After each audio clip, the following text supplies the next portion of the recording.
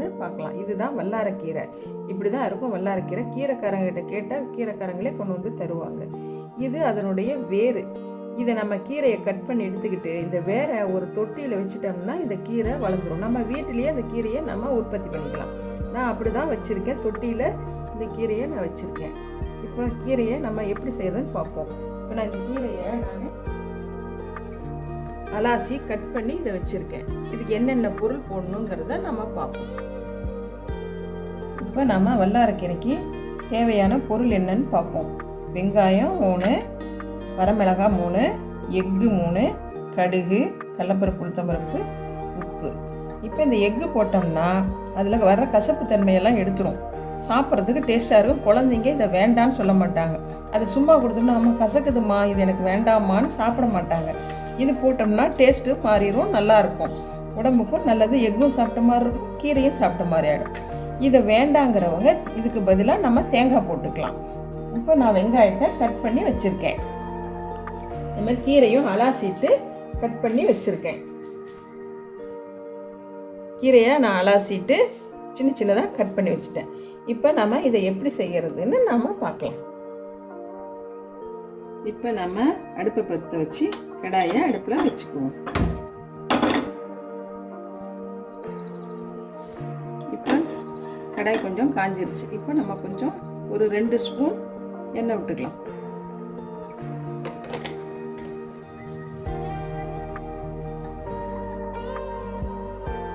இப்போ நம்ம கடுகு போட்டுக்கலாம்.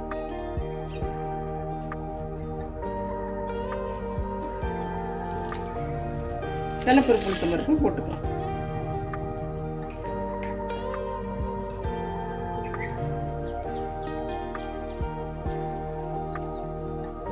வரமிளகாயை கிள்ளி போட்டுக்குவோம்.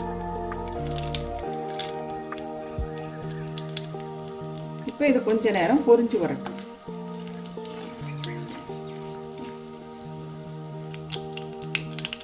இப்போ நம்ம ஆனியன் போட்டுக்குவோம்.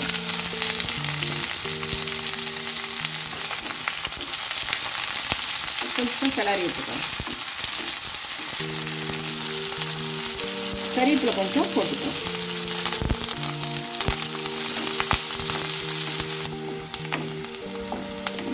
இப்போ ஆனியன் ஓரளவுக்கு செவந்து வந்துடுச்சு. இப்போ நம்ம கீரையை இதில் சேர்த்துக்குவோம்.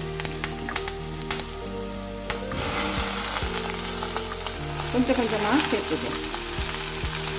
கொஞ்சம் கிளறி விட்டுக்குவோம். அப்போ தான் அந்த கீரை கொஞ்சம் குறையும். அடுத்தா கம்மி பண்ணிக்கலாம்.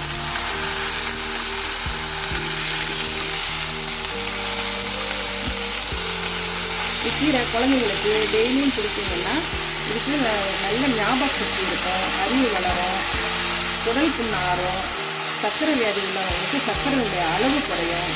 எல்லா வகையிலுமே இந்த கீரை உடம்புல எப்பெல்லாம் நமக்கு இந்த கீரை கிடைக்குதோ அப்போல்லாம் நாம் இதை சமைச்சு சாப்பிடுவோம். இந்த வேரை நம்ம தொட்டியில் நட்டு வச்சிட்டோம்னா வீட்லேயே இது வளர ஆரம்பிச்சிடும். நம்ம வேணுங்கிறப்ப நம்ம பறிச்சுக்கலாம்.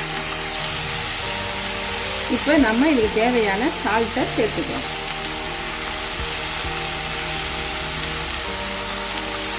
கீரை கொஞ்சம் குறைஞ்சதுக்கப்புறம் தான் சால்ட்டு போடணும். முதலே போட்டோம்னா சால்ட்டு அதிகமாக போயிடும்.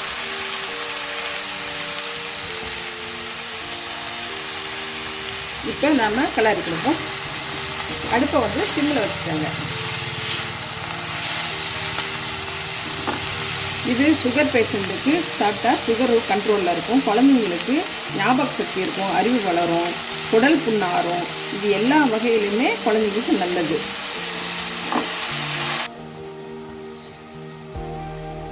கீரையெல்லாம் எந்த கீரையாக இருந்தாலும் கீரையை வணக்கிட்டு மூடி வச்சு வேக வைக்கக்கூடாது. அதனுடைய சத்து மாறிடும், கலரும் மாறி போயிடும். இந்த மாதிரி ஓப்பனில் தான் கீரையை பொரியல் பண்ணணும். கடையிறதா இருந்தாலும் அதே தான். எந்த கீரையாக இருந்தாலும் மூடி வைக்கக்கூடாது. இப்போ 3 எக்கு இதில் உடச்சி நான் ஊற்றி வச்சுருக்கேன். இப்போ கீரை நல்லா வெந்துருச்சு. இது 3/4 பதம் வெந்தால் போதும். ஃபுல்லாக வேகணும்னு இல்லை. ஃபுல்லாக வெந்துச்சுன்னா அதனுடைய சத்து குறைஞ்சிடும். இப்போ நம்ம இதில் எக்கை ஊற்றிக்கலாம். 3 எக்கு உடச்சி வச்சுருக்கேன். இதை நம்ம ஊற்றிக்கலாம்.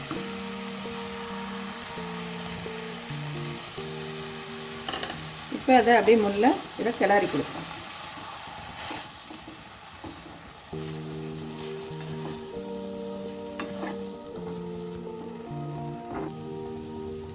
இப்போ எக்கும் வெந்துருச்சு, கீரையும் எக்கும் எல்லாம் ஒன்றா கலந்துருச்சு. இந்த எக்கு சாப்பிடாதவங்க இந்த எக்கை எக்குக்கு பதிலாக நம்ம தேங்காயை துருவி போட்டு சேர்த்துக்கலாம்.